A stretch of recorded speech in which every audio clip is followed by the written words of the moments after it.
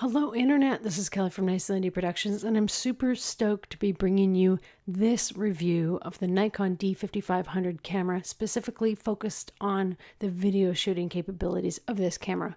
So this is a two-part review. The second part is for you to take a look at the video that I actually shot with this camera, which is called Portrait of thankU Furniture, and you'll find it on my Vimeo or YouTube channels. I purposely shot it using this camera so that you can see just how well this camera performs in a real-world setting. So the first thing you want to do to make sure that you have complete control over shooting video with this camera is to go into the movie settings mode and change it to manual video mode. So the Nikon D5500 is a beginner intermediate camera, so it only has one mode dial. Because you only have one mode dial, you're going to be using the plus minus exposure compensation button to be changing the aperture. You're going to be using the FN button on the front to be changing the ISO using the mode dial and the FN button pressed in along with the mode dial, and then the mode dial itself changes the shutter speed. This camera is the first DSLR on the market to use a touch screen, and I have to say I love it. It is super responsive. Going through the menus and being able to do pinch zoom when you're looking at images or flick through the images as you're reviewing them, it's a great feature to have, and I wasn't sure how I would feel about it on a DSLR, but I'm already converted. First of all, the screen on this camera is super high resolution, and having the flippable screen makes it very handy to use in all sorts of situations. You can take photos or change the settings on the touch screen while you're shooting video. The main thing I don't like is you can't change the aperture once you flick it into the live view while you're recording unless you're using a lens that has aperture control on the lens. I really wish that Nikon would just please make aperture something that you can change when you go into live view. I know you can do it, so just please do it for us.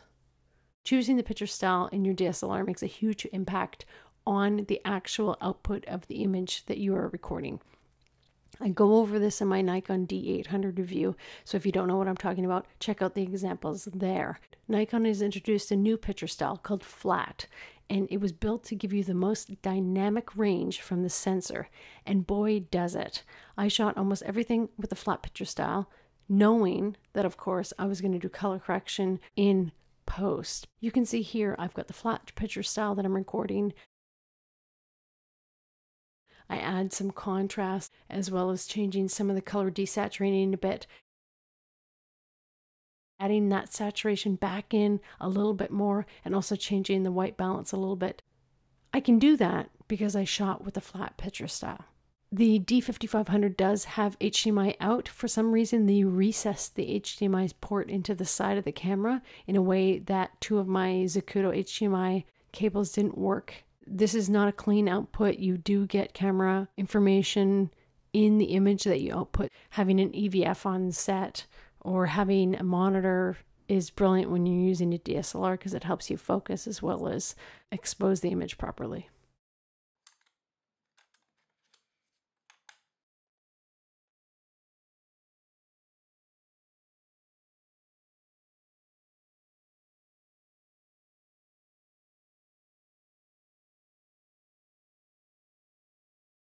Really, you want to look at not only what the manufacturer is selling as far as the camera body, but what lenses they offer. Nikon is hands down the maker of some of the best camera lenses, period.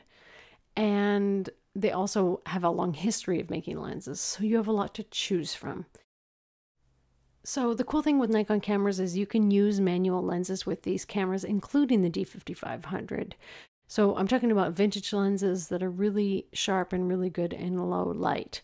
Now, the only thing with the D5500 and the 5000 series is these cameras don't meter with these lenses. So if you put them on, it's not going to tell you whether the camera is exposed properly. In order for you to figure that out, you're going to want to use a light meter. Basically, I program in what I'm using in the camera for shutter speed and ISO, and then I hold the light meter and I get the reading that tells me, bam, you need to be shooting at 5.6. And then I just put that in the camera, and I know that wherever I held that light meter is going to be what is exposed properly.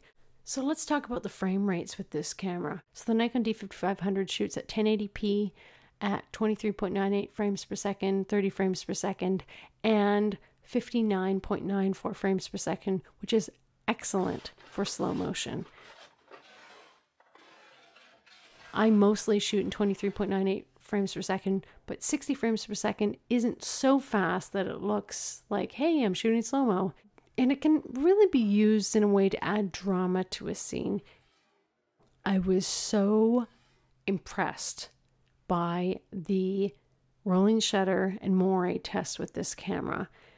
The processing engine in this camera is just brilliant because you really do not see any rolling shutter. The lines of the barrier in front of me are completely straight. You don't really see anything in the bricks as far as pattern goes, no weird patterns. I was extremely impressed.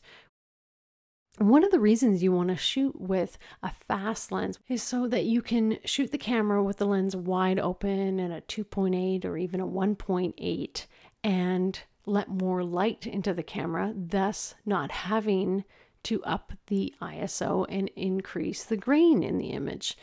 But if you're shooting with the kit lens, like I am in this example, where I'm just literally walking around with the DSLR in my hand, the most I can open up is 3.5. If you want to shoot lots of low light stuff, get some fast lenses and you're not going to have to deal with the grain so much. We can also go and do something completely daft and shoot an exterior shot at an f8. f8 is a great aperture if you want to make sure a lot of the area is in focus. I'm trying to show you the kind of the mistakes someone could make if they're shooting. If I wanted to make sure the landscape was extremely sharp, I'd shoot it in f8. But of course, I'm including a lot of grain here because of that. If I was shooting this scene at a 1.8 or 2.8, then of course I would have way less grain because I wouldn't have to up the ISO as much to make it bright. So you need to think about these things when you're choosing your lenses. Try and get lenses that are prime lenses, or try and get a zoom that has the same aperture throughout the entire zoom so that it doesn't stop down while you're zooming in. Number one rule, don't use auto white balance. Don't ever use it when you're shooting video. Why?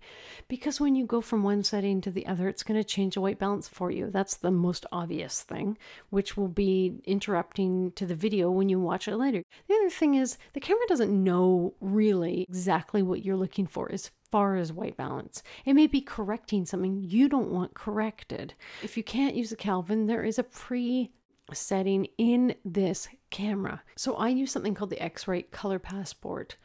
What you want to do is you want to fill the whole screen with the 18% gray card, then take a photo of it, and basically it programs in that setting. Then when you go back, you'll see, wow, when I had it set by the camera, it looked pretty good for white balance, but when I actually set it myself, it is gray.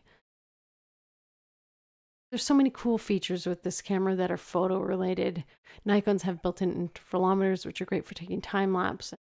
The D5500 also has a really cool HDR setting built in. Now you can't use HDR if you're shooting raw images. It has to be set to JPEG, which is a shame. Really quickly, it takes 2 photos of the same image and puts them together for you in the camera.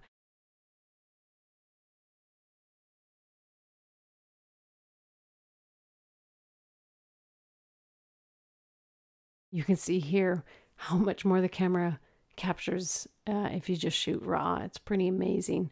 This camera has built-in Wi-Fi. So I downloaded the Nikon app and then I went in and I had to sync it to my iPhone. And then once I did that, it was set up, and holy crap, is it so great to take photos with a real camera and have them immediately transferred over to an iPhone, and then be able to tweet about it is pretty cool. I think this is going to be a really popular camera for Nikon for good reason. A kick-ass sensor in a very small, capable camera body. That's exactly what this DSLR is. Thanks so much for joining me. Please subscribe to my channel so I know you're out there and I'm not just sitting around talking to myself. And stay tuned for more of these review videos. Ciao.